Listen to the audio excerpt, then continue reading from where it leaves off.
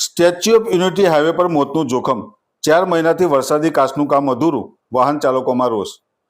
ડભોઈથી વિશ્વ પ્રસિદ્ધ statue of યુનિટીને જોડતા મુખ્ય માર્ગ હાલ વાહન ચાલકો માટે જોખમી સાબિત થઈ રહ્યો છે.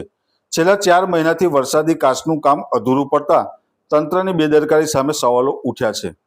ડભોઈ વેગા ચોકડીથી સરિતા ફાટક સુધીના સ્ટેચ્યુ હાઈવે પર વરસાદી કાચ બનાવવાની કામગીરી શરૂ કરવામાં આવી હતી, પરંતુ કામ શરૂ કર્યા બાદ જ તે અચાનક અધવચ્ચે અટકી જતા માર્ગની હાલત ખતરનાક બની ગઈ છે. સ્થાનિકોના જણાવ્યા મુજબ છેલ્લા 4 મહિનાથી કામ બંધ પડ્યું છે, જેના કારણે રસ્તા પર ખોદકામ કરેલા ખાડા ખુલ્લા જ પડી રહ્યા છે. સૌથી ચિંતાજનક બાબત એ છે કે આ જગ્યા ઉપર કોઈ રેડિયમ બોર્ડ, બેરિકેટિંગ કે ચેતવણીના નિશાન લગાવવામાં આવ્યા નથી. આ માર્ગ સ્ટેચ્યુ ઓફ યુનિટી તરફ જતો મુખ્ય હાઈવે હોવાથી દિવસ રાત હજારોની સંખ્યામાં વાહનોની અવરજવર રહે છે. ખાસ કરીને રાત્રિના સમયે ખુલ્લા ખાડા દેખાતા ન હોવાથી વાહન ચાલકો માટે અકસ્માતનું જોખમ અનેક ગણું વધી ગયું છે. અનેક લોકોને નાની મોટી દુર્ઘટનાઓનો ભોગ બન્યાની ફરિયાદો પણ સામે આવી છે.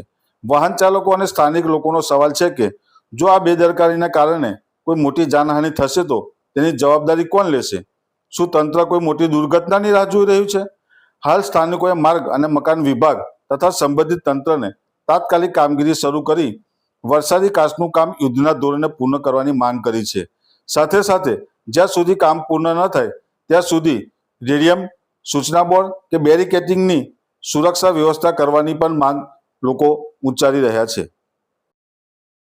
29 વર્ષથી ગ્રાહકોનો અતૂટ વિશ્વાસ એટલે લકી હોમ અપ્લાયન્સ લઈને આવી છે બીજો લકી ડ્રો ઇનામ.